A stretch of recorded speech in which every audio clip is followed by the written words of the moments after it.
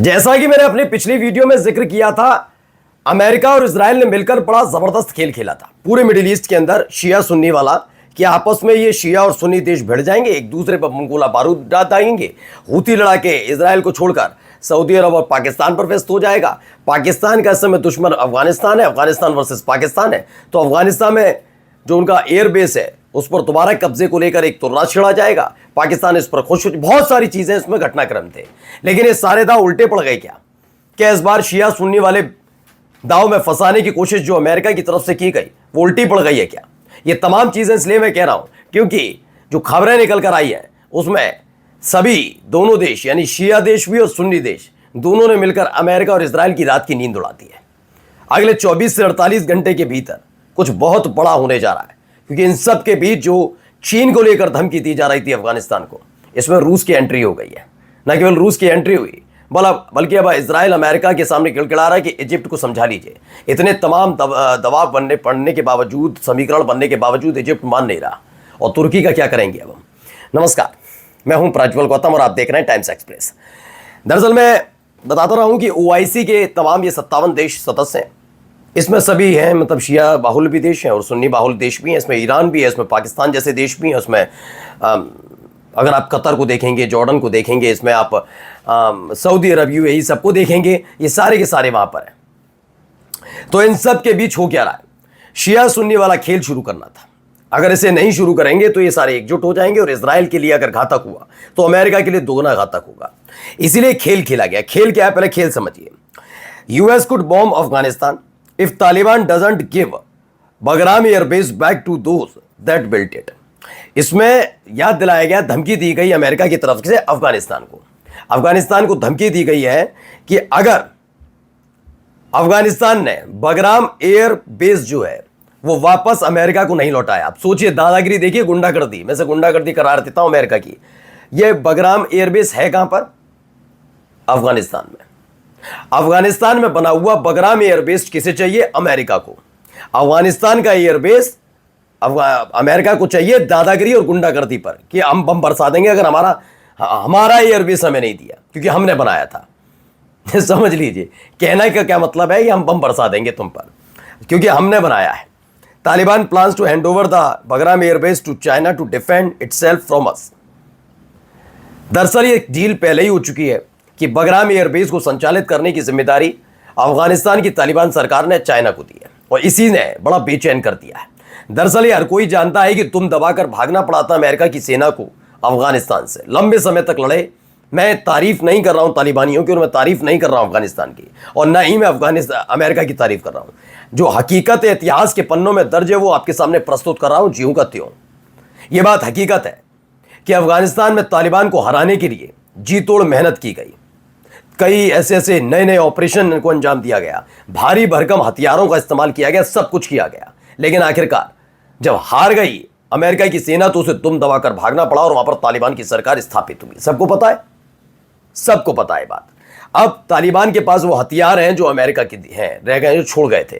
चूंकि वहां पर चीन की मौजूदगी होगी तो अमेरिका के उन हथियारों की जानकारी चीन तक पहुंचेगी, और बगराम एयरबेस पर जो मौजूदगी है वो अमेरिका को खल रही है। तो धमकी दी जा रही है, हम बॉम्ब दाग देंगे। अच्छा, अमेरिका को पूरी उम्मीद थी कि अगर वो अफगानिस्तान के लिए कुछ ऐसा कहता हुआ नजर आता है तो इससे पाकिस्तान खुश होगा।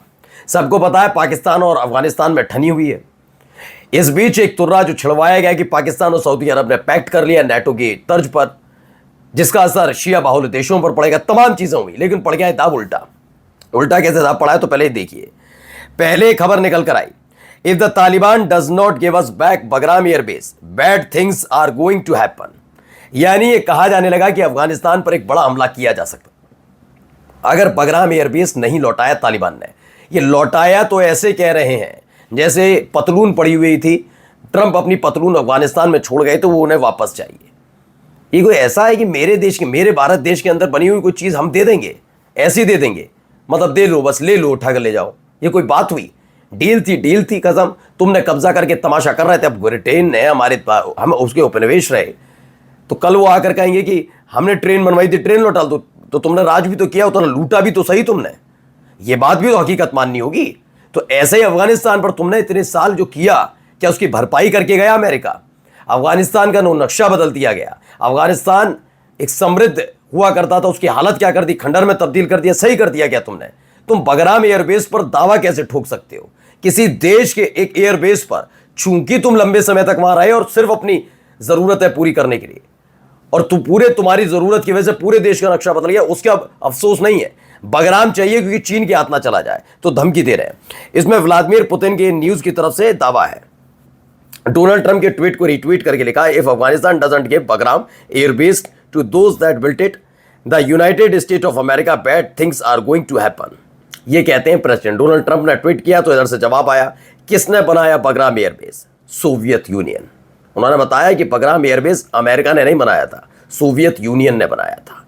Please someone tell to American president that it was built by USSR not USA. तो इन्हें इतिहास का पाठ पढ़ाया गया कि भाई पढ़ लो अच्छे से। बगराम एयरबेस पर तुम रुके, तुम ठहरे, वहां जाकर तुम गतिविधियों को संचालित करते रहे, जबकि ये बनाया हुआ किसकी तरफ से था? ये बनाया था यूएसएसआर, सोवियत संघ ने। अब आइए खबर क्या है, इस पर उल्टा जवाब भी मिलता नजर आया, लेकिन उससे पहले क्या हो रहा है देखिए। धमकियां दी जानी से, ये वीडियो देखिए, ये बेतहाशा बड़े बड़े हथियार, तमाम चीजें आपको नजर आ ही रही। हेलीकॉप्टर्स देखिए, ये बगराम एयरबेस की है, समझ रहे हैं? ये बहुत बड़ा एयरबेस माना जाता है, अफगानिस्तान का बड़ा एयरबेस है, बहुत घातक स्थिति है, बहुत मतलब शानदार कहा जाता है इसे। ये पूरा का पूरा बगराम एयरबेस देखिए। इसको लेकर ट्रंप ने अफगानिस्तान को धमकी दी, अगर बगराम एयरबेस वापस नहीं मिला तो अमेरिका को नहीं मिला तो बुरा, बहुत बुरा होगा। इस पर रूस ने तलवार खींच दी है कि सोच भी मत लेना। सोचिए, रूस अब तक बीच में नहीं बोल रहा था और उसको आना पड़ा। इन सब के बीच एक और खबर निकल कर आई, एक खबर यहां से निकल कर आई, ये देखिए, ये जो तस्वीर है, ये खबर है, देखते चलिए। पहले बड़े बड़े टैंक, तमाम चीजों की मौजूदगी, और ये कहां लगा दिए गए भी आपको बताता हूं। ये देखिए, नेतन्याहू ने लगातार दबाव डाला ट्रंप पर कि जो इजिप्ट है, इजिप्ट से कहिए कि वो बिल्कुल सिनाई में मिलिट्री बिल्डअप कर रहा है। पहले उसने एयर डिफेंस सिस्टम वहां पर लगा दिया और अब वहां पर मिलिट्री बेस बना रहा है, पूरी तरह से बिल्डअप कर रहा है, बड़े बड़े हथियार, सब कुछ साजो सामान लगा दिया। पहले वो जानकारी देता था, अब जानकारी नहीं दे रहा क्योंकि हमने धमकी दे दी है। अब करा क्या जाए?